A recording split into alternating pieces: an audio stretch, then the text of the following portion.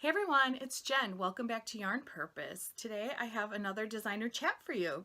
Today I am going to give you the backstory on how I got into designing.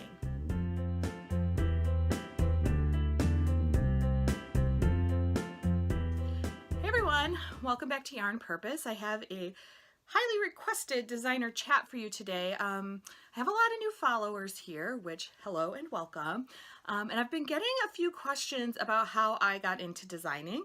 And so I just thought I would take one of these designer chats just to sort of briefly share my experience with you, just how I got started in the industry. I'll talk a little bit about how I made that transition to full-time, if you are interested in that.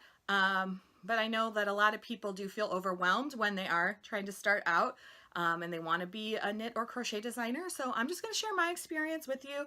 Of course, everybody's experience is going to be different. I feel like if you talk to 10 different designers, you would get 10 different answers as to how they got started in the industry. So this is just my experience. So I guess I'll just start at the beginning, right? So when I first started knitting, I taught myself how to knit out of a booklet. My mom doesn't knit, my grandma didn't knit. I taught myself out of a book. And so from the beginning, I felt like I was very much doing my own thing. For a long time, I didn't know that there was such a thing as a local yarn store. I didn't really know where to find patterns or how to read patterns.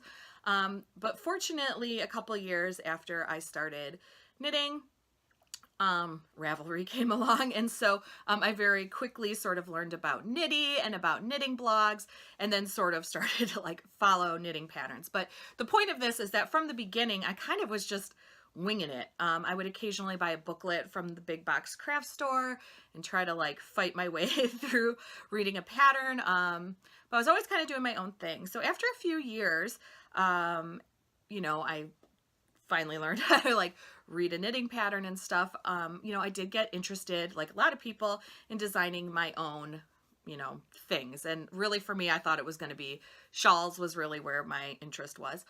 And so at that time, this is before Craftsy/Blueprint, or, before YouTube really got big in terms of finding tutorials and things like that. A well-known designer, Stephanie Jappel, she ran on her own website a class on learn how to design your own shawl. And so I signed up. It was very cheap. It was several weeks where you started by making a square swatch, and then you made it into a triangle swatch, and then you made your shawl. But it really took you step by step through how to make a pretty basic top-down shawl. I think it just focused on top-down shawls. It was so long ago now, I can't remember. So I took that class, and it really helped me learn about how to write patterns and sort of what goes into it. And from there, I was hooked. And it's interesting because actually now, when I'm talking to a lot of my designer friends, actually a lot of people that I didn't know at the time that I know now actually took that online class too. So it's just kind of cool that even though I said, we all have different stories, there are a few of us that that was our first step into designing. And so from there, I just started writing knitting patterns.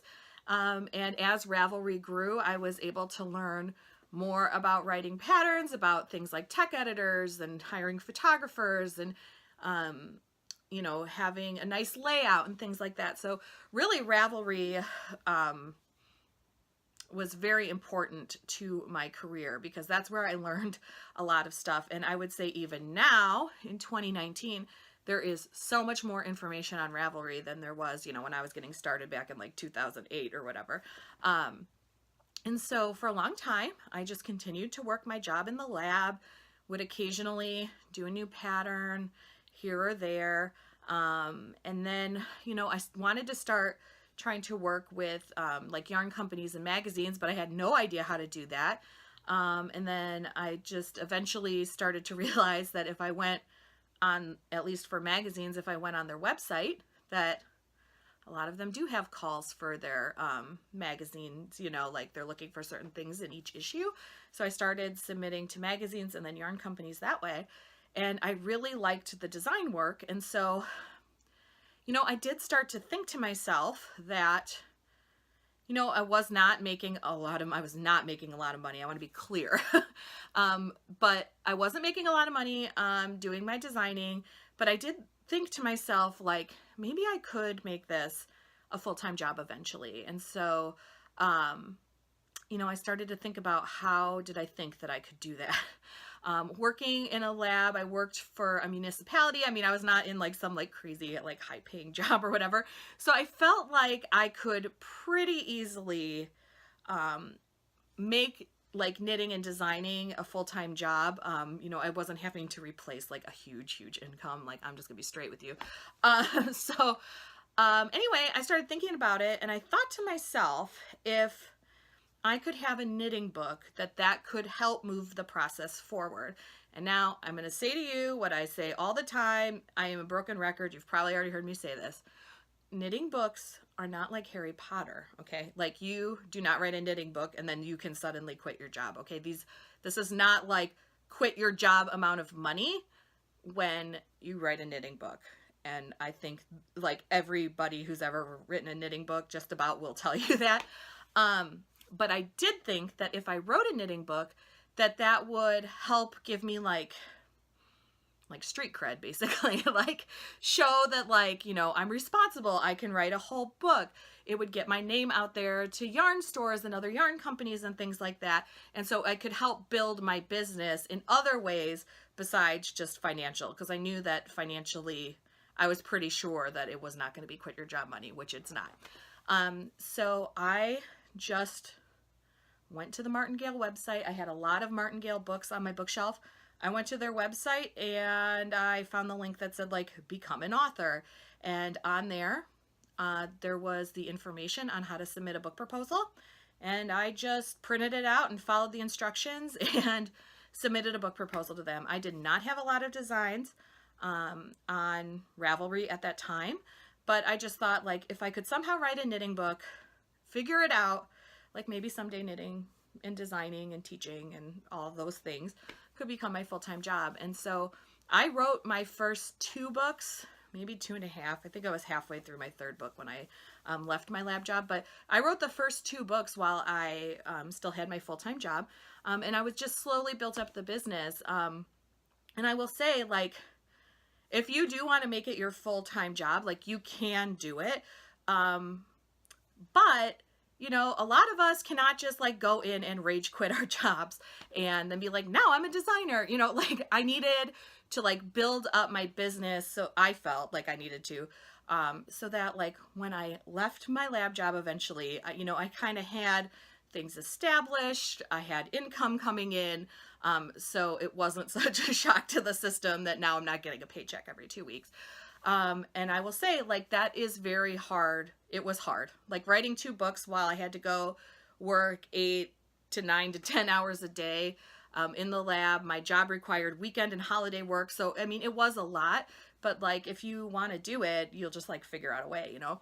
And so, basically, I just kept at it. And, you know, I said this before in other videos that, like, over time, at the beginning, it can feel, like, really hard. Like, I got rejected like all the time, like constant. I still get rejected all the time, but like sometimes it can feel really hard at the beginning because, you know, people don't know your work. So, you know, you're maybe not getting accepted to magazines and things as much, but over time it really, I promise you, it does get easier.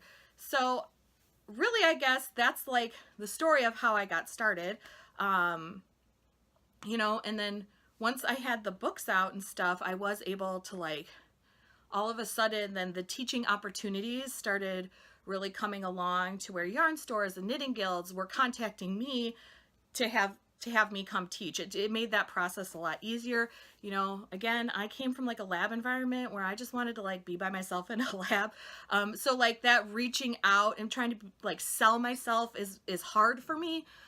So what the books really helped me with is it kind of allowed like people more to send me the messages to come and teach, which for me and my personality was good. So it's just like over time, you just have to keep at it. You know, and if you just make a plan and stick to it, you know, like I said, doing this full time, it's, you know, not like, you know, the money is like not the greatest amount of money that you're ever going to make at any job. But if you really love your job, and that's for me, like I love my job so much more now than I did. I mean, I do miss the lab sometimes, but like I love this job. I love having control over my work day. I love having control over who I work with. Maybe you're getting out of this video that I'm just a control freak, you know, but like, so there are a lot of advantages to working for yourself in this industry, but it is really hard work. So I just wanted to like give you guys a little insight on how I got started. I don't know if that's helpful or not helpful. If you have any questions or anything, let me know down below. You know, I can go into more detail. I didn't want to go into like an hour-long video of like how I started doing this full time. But it was one of those things, you know, I did have my husband on board with it. Obviously we're a team. So, you know, so it was just talking to him and making the plan and sticking to the plan. And, you know, now it's been almost 5 years that I've been working full time for myself and I love it. But yeah, that's pretty much it. So like I said, if you have any questions about sort of my story and on getting into design, please let me know down below. I hope that you liked this video, and if you did, don't forget to give it that thumbs up, and if you would like to see more videos from me, don't forget to hit that subscribe button, and if you want, you can turn on the notifications to be notified whenever I upload a new video. I hope that everybody has a great day, and I will talk to you all again soon.